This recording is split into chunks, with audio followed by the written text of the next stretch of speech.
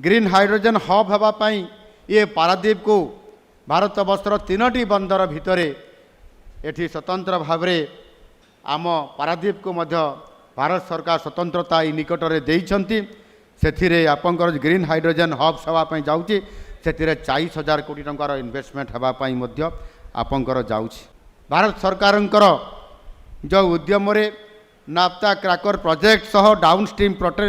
petrochemical complex जो ये पारादीप होगापाई जाऊँगी एथिरे 80,000 कोटी टंका